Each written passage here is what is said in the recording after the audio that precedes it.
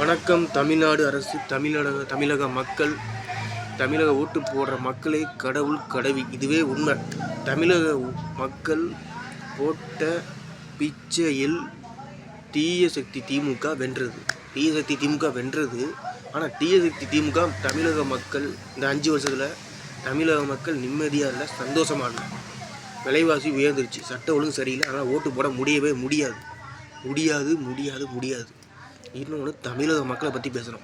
ஓட்டு ஐடி வச்சுருக்க 18 வயசுக்கு மேலே ஓட்டு ஐடி வச்சுருக்க ஒவ்வொருத்தரும் சிந்திக்கணும், யோசிக்கணும், பேசணும். எப்படி சிந்திக்கணும்? இலவசம் வேணான்னு நினைக்கணும், இலவசத்தை ஒழிக்கணும். இலவசத்தை ஒழிச்சாதான் விலைவாசி கம்மியாகும், எல்லா நல்லதும் நடக்கும். ஓட்டுக்கு இந்த தடவை பல கட்சிகள்கிட்ட ஓட்டுக்கு காசை வாங்கிட்டு தமிழை வெட்டிகளை வந்து ஓட்டு போடணும். நம்ம எப்போவும் முடிவு பண்ணியாச்சு, ஓட்டு போடணும். மாற்றம் வேணும்.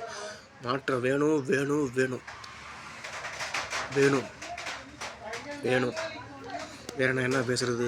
ஓட்டு ஐடி வச்சுருக்கவங்க ஒவ்வொருத்தவங்களும் இப்போ என்ன மாதிரி ஆகணும், என்ன மாதிரி சிந்திக்கணும், என்ன மாதிரி பேசணும், என்ன மாதிரி நினைக்கணும்.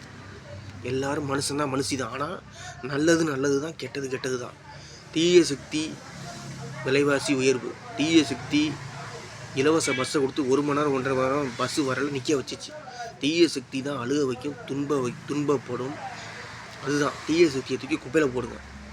தூய சக்தி தான் உணவு, தண்ணி, உடை, சொந்த வீடு எல்லாத்தையும் கொடுக்கும், விலைவாசியை கம்மி பண்ணும். முயற்சி பண்ணணும், நல்லதை செய்ய முயற்சி பண்ணணும். தூய சக்தி தமிழை வெற்றி கழகம் ஜெயிக்கும். தமிழக மக்களால் உறுதி.